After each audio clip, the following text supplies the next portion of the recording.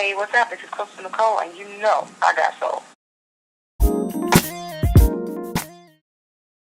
I know you originally started out with Jermaine Dupri, so how did that whole connection come about?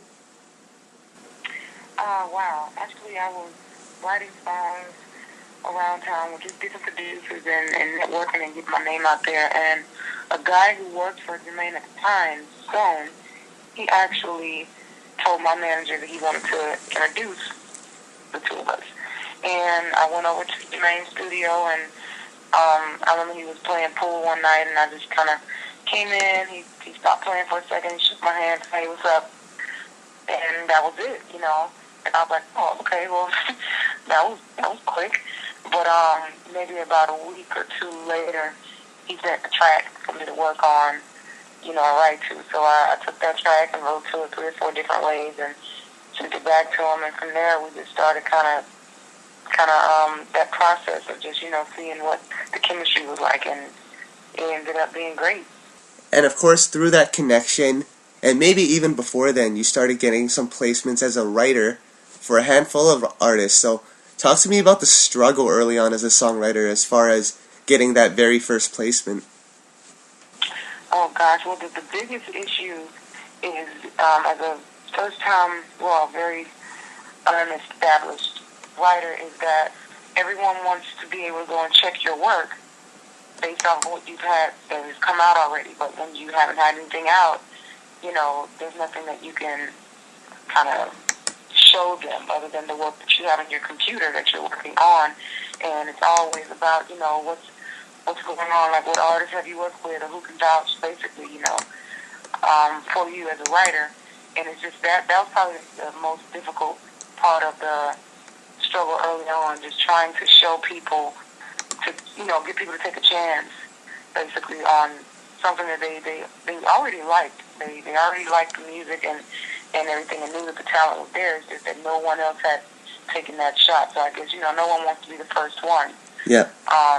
So that was a struggle for me, and also just getting in with different producers and having to earn the respect of, you know, being a writer who can really, you know, have their own music. A lot of writers put their music out online and sell in their own projects. So a lot of producers are wary of brand new writers. Yeah. You don't know if someone's really writing a song for it to go somewhere else to be big, or whether they're trying to, you know, write a song so they can play at their family reunion. Yep. And it's like, yo, we're trying to make music here, and you just want to write something so you can go play for grandma and them. So those are some of the early struggles that I dealt with. Okay, cool. Well, eventually, after the struggle, you know, how did you eventually get your first placement with that Jennifer Lopez song? Well, there was a couple of semi-firsts before that song that never really even came out. The first initial time I had a record placed was actually in Brooke Valentine. Yeah. That was the song that the fact that Jermaine first sent originally. And I actually, you know, worked around with that one, and that was a kind of a placement. It never came out, but it was the closest thing I had to a placement at that time, and that was actually before the Jennifer Lopez song. And because I worked with Jermaine for probably about a year or so before I even signed with him, so that was the first. And then right around the time of the Jennifer Lopez, also I had a song with Keke Palmer. Yep. That was getting ready to come out. So those kind of hit at the same time, Keke Palmer and Jennifer Lopez, and I kind of was able to piggyback off of both of them, you know, and say, well, I have something over here with Keke Palmer coming out, and well, I also may have something coming out on Jennifer Lopez. So I did that Jennifer Lopez record with Platinum Brothers. Okay. And they had a history of some records that they had done before. So, yeah, it just came about really out of the blue. I didn't think that they would pick that record, and they just loved it. They literally just loved the song, and I love that about that situation. It wasn't about how much I had done before. All they were concerned about was, we love this song. A lot of big artists are like that. Yeah. Because they don't have to live off of the success of the writer or the producer. Jennifer Lopez is Jennifer Lopez, you know, regardless of who produced it or who wrote it. And so her focus was, I like this song, and that's all that mattered. And can you kind of take me through your writing process as a songwriter? Ooh, my writing process is it's so weird because there is no set way that I do things. It changes depending on the weather, and depending on my mood that I'm in. A lot of times, I'm always writing. Yeah. There's never a moment that I'm just like not writing. I'm writing when I'm at the movies watching something. I'm writing when I'm at home cooking. I'm writing definitely when I'm in the grocery store. You know, 'cause I'm always listening. Everything to me is a song. So I'm always listening. My ear has become sensitive to song and just concepts and just the opportunities. Like, wow, that sounds like it could be a song. Yeah. So in that respect, I'm always writing. When I actually go to a studio, I'm either someone's playing the music. I like to go from scratch, and that's where, you know, the producer is just kind of sitting at a piano and we're just vibing out just with nothing, no extra instruments, no all this bells and whistles. You know, it's just me and someone at a piano. Okay. And with that, I just kind of like to freestyle. You know, just see where the music leads me. I try to just close that side of my mind that wants to do what it wants to do, and I just try to open the other side that says, hey, if you open your mouth, let's see what comes out of it, without thinking, oh, I can't say that, they don't think I'm crazy, you know. Yeah. I try to quiet the logical side of me and just kind of allow myself to just float almost like I'm swimming, you know. Yeah. Cool. And, you know, talk to me about a song that you did recently for Bridget Kelly's Special Delivery, because that's one of our favorites from last year. So talk about the creation of that one. Thank you. I love Special Delivery. It's one of my favorites, too, that I've ever done. I did that song with Eric Hudson, who is amazing. Yeah. We also did 25-8 from Mary J. Blige. We just have a great chemistry together.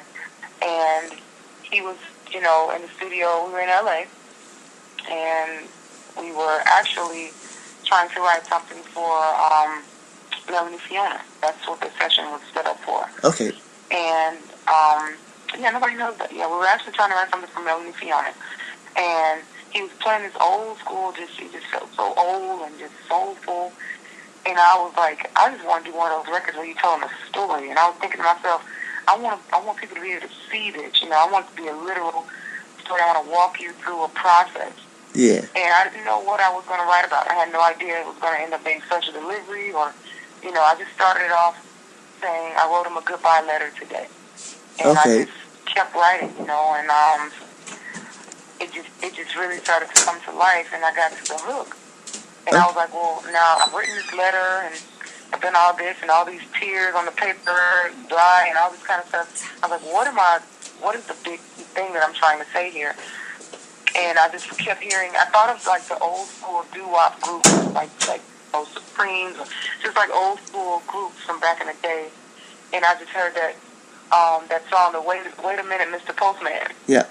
And I thought about that record, and I was like, wow, what if I, like, you know, took that type of idea and just, you know, brought it to, you know, today, modern day, you know what I mean? And that's when I just came up with the Hurry, Hurry, Please, Mr. Mailman, Overnighted, and I just used all those kind of analogies. And I just really liked the idea that she just wrote this letter and just was hoping that the mailman would do the dirty work for her, because if he doesn't get it to this guy, she's gonna go back on her and, you know, get back with this guy that she doesn't need to be with. I love that intensity in the record, and it was so smooth and subtle. It wasn't a male bashing record. Yeah. I don't really like the male bash. Yeah. A lot of my records are not so much male bashing. It's more just, you know, I'm in a situation that I don't know how to get out of. You know? Yeah. Or I'm in a situation that I'm learning how to get out of. You know, it's not, I don't know whether you did anything wrong or I did anything wrong, but this is where I am, and that's what I love about the record. And Bridget Kelly is a phenomenal vocalist. Yeah. We've done a few records together. Okay. And prior to that, we have some other records that she has on her project that are amazing. So when they decided they wanted to record that on Bridget, I was like, yeah, that's good with me. Yep. Definitely. Now, let's talk about this. You know, you've had so much success as a songwriter, so at what point did you decide that it was time to, you know, embark on a solo career? Because I know in the industry it's all about timing, so when was that moment for you? Well, this pot has been on the stove cooking for years. Yep. I came into the game as a singer. I didn't know anything about this songwriting ability. Well, not even into the game. I came into the world as a singer. I've been singing since 3 years old. Yeah. And my family sang, and that's all I knew. And I was the singer. You know, everywhere I went, I was the girl with the big voice. And it was only God who decided, you know, I'm gonna take you a different route. I don't want you to come out right now as a singer. You're not ready for that, to drive that car. If I give you that car today, you're probably gonna wreck it and some other people's cars in the process. So let me take you another route. You know, and that's exactly what he did. I had no idea I could write songs. I was not trying to write songs. Actually, I was trying to do everything, but I was going against that grain, you know, with everything in me because I was focused on singing. That's all I wanted to do. And I'm so thankful that God knows better than me and that he took me that route because as a songwriter, I learned to appreciate music in another way. As a singer, all I heard was vocals and all I cared about was vocals. Yep. But when I started writing songs, I learned to look at music from another perspective and appreciate it in another way. And it even enhanced my vocal ability when I became a songwriter and to see it from that other side. And it made me more of a complete artist. And so the singing thing has always been, that's always been who I am. It just so happened that I, you know, randomly, it just, the opportunity presented itself for me to actually share that with the world. But I've always had songs of my own that kind of have been sitting, you know, on my computer, like, okay, those are reserved, those are mine.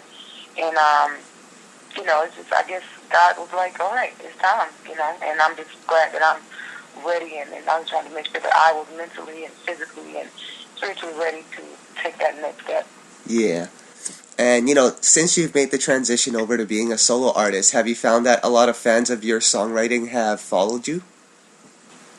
A lot, yeah. A few people that really, really like my songwriting are starting to really, really like my singing of my own songs. I guess because I have a certain style when I write the song.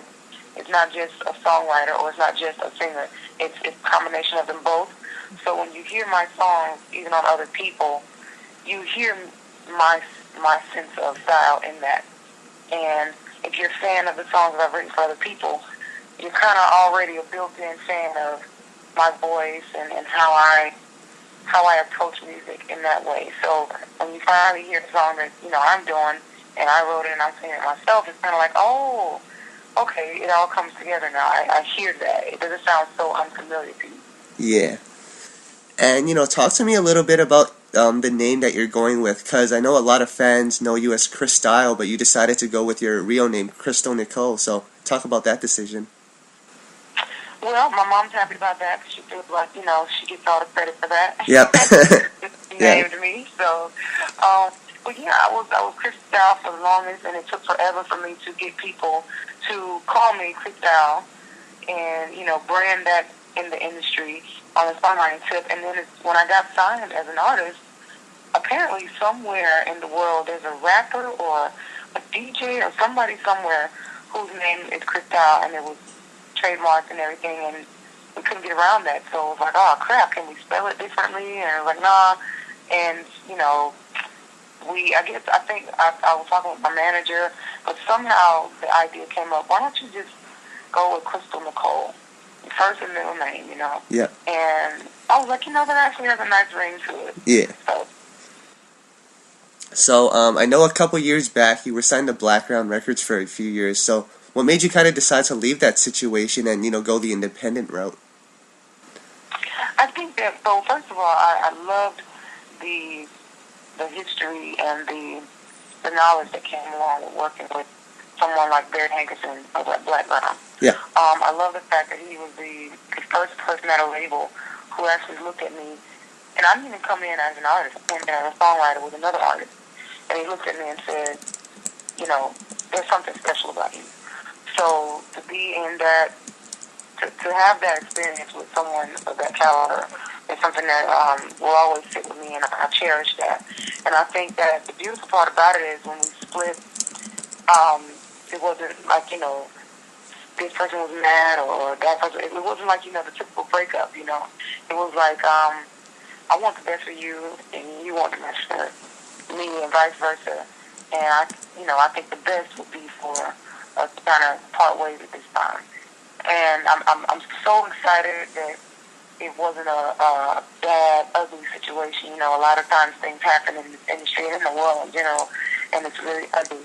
But in this situation, it generally was very sweet. I had an amazing conversation with Mr. Hankerson, and it was really, really beautiful the way that it all came about and the way that it all, the ties are severed. So I love that about the situation. But when I think about independent, I just think that for me, as a brand new artist, but as a songwriter that's already successful in the industry, my situation is so delicate because I'm two different entities. On one hand, I'm a successful songwriter. Yeah. And on the other hand, I'm a brand new artist. Yep. So it's like, there's two different grinds there. And because of that, I kind of, my situation is delicate and has to be handled differently. And I don't necessarily have all the answers for that. And I kind of need to be able to spread my wings and understand what that really means for me, because it's a custom-made situation. So independent, I feel like I have a lot more control and a lot more room to make the mistakes that I will probably make. Yeah. And that way I can't point my finger and say, it was your fault, you did it to me. That way, I can look up in the morning, look in the mirror and go, all right, we don't want to do that no more. Let's do this next time. Yeah. And just keep it moving. Yeah. And of course now, you're finally free, you're on your own, and you just put out the single Sundown, which, I found that song to be very interesting because it sort of has a rap feel in the verses, and then when it gets to the chorus, it becomes like a pure R&B song. It's very melodic. So talk about how that song came together. Ooh, Sundown. I am absolutely a fan of this record. If I wasn't singing it or didn't write it, I would still be a fan. Yeah. I did this record with Harmony, amazing producer. And I was in LA last year, and we worked together. And when I first heard the track, what drew me to the track was the fact that it was so weird. Like, it starts off straight church, soulful. I felt like I was like in a church pew with the big hat on. Yeah.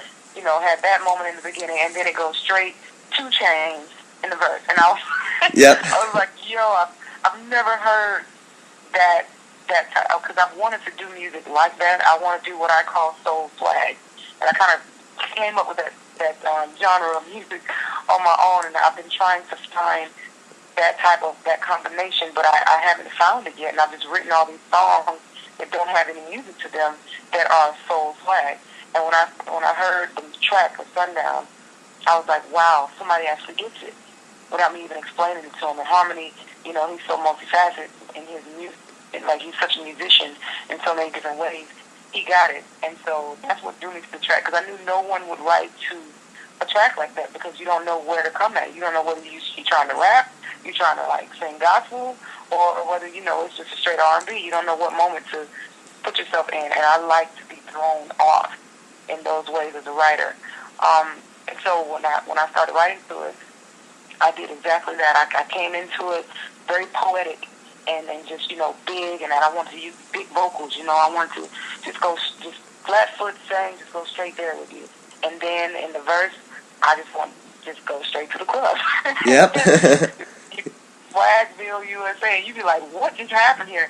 And the melody line in the hook, I decided to use the old melody from Jeffrey Osborne, that's oh na na na na na na, oh na na na na, which is a classic melody. Yeah. And I decided to not just use the melody, but to put beautiful words on it that would proclaim unconditional love, and wrap all that up in a spiritual bag, and say, this is Nicole. I am soul, I am swag, I have fun, I'm poetic, and I love God.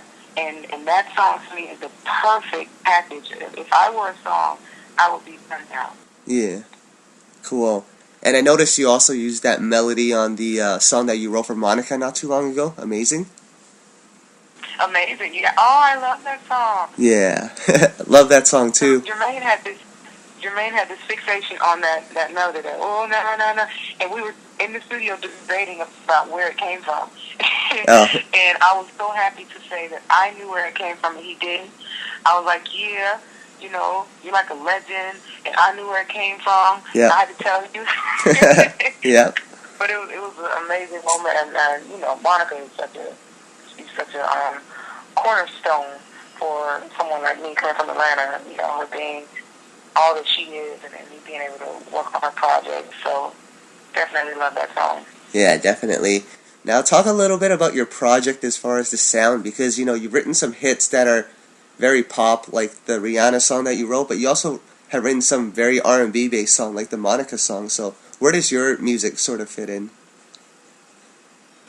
My music is, I can't even really give it a genre per se, because it's really about where I am at the time when I'm writing it. Sometimes I'm in a pop mode, you know. Sometimes I wanna, you know, house beat, and I'm in that kind of. I just want to kind of jump up and down and have one of those moments, and I don't restrict my. I'm not going to restrict myself on my album and say, oh, I can't do that because I have an R&B song too. So for me, it's absolutely what I have on my heart at the time. That's kind of what I write, and the lyrics are consistent. That's the consistency. Yeah. My lyrics will always be truth. They will always be real situations that I've either gone through or someone else has gone through, and you can relate to it. And the music, the beats, and all that kind of stuff, that stuff changes and kind of, you know, depending on the mood of the song at the time, that stuff kind of changes. But as far as lyrical content and conceptual content, I'm always going to be somewhat of a narrator. You know, I like to take life and just kind of tell the story the way it is. No bells, no whistles. You know, I don't want to talk about what I own at my house, you know, what I got in my driveway. I kind of want to talk about what I've been through, because I know people are going through things themselves, and I'm still going through things regardless of what I may or may not have in my driveway. So that's where I am on my project, and those are the kind of songs that I'm going to sing. And they may fall in a country sound sometimes, they fall in a pop sound, and sometimes they'll fall in the R&B, jazz, hip hop sound. So I want to kind of leave myself open to that. Okay, cool. And you know, as far as the songwriting, you know, are you still involved with that, or you know, have you been working with anyone lately? I am still heavily involved in songwriting. I love being able to write for other people, because there's some things that I just don't want to sing, you know, and not because it's bad or anything like that. It's just I feel that a song chooses its artist, you know, and there's certain things that aren't meant for certain artists. And I look at myself, Nicole, as an artist, the same way I look at Rihanna, the same way I look at Beyonce or Monica. You know, that's how I view Nicole. She's an artist, and every song that I write isn't for her. Yeah. You know, there's some songs that are strictly for someone else. I worked with Sean Paul recently. Okay. About a month or two ago in LA on his newer stuff that was coming out, which is the first time I ever worked with an artist like Sean Paul, which, you know, that's why I love songwriting, because as an artist, I may not have crossed paths with Sean Paul or Monica or Brandy, you know, but as a songwriter, I have a service to the artist to write for amazing talent, and I love that about being a songwriter. So that's why I'll definitely always continue to write for other artists. Okay, cool. And you know, that's all that I had for you. Is there anything that you'd like to add? Anything that I'd like to add? Well, just my Twitter information. My Twitter is @1 Crystal Nicole. Yep. And that's the same as my Facebook fan page and my Instagram and all that good stuff. Keep you updated. My website is crystalnicoleuniverse.com. And that's pretty much it on my end.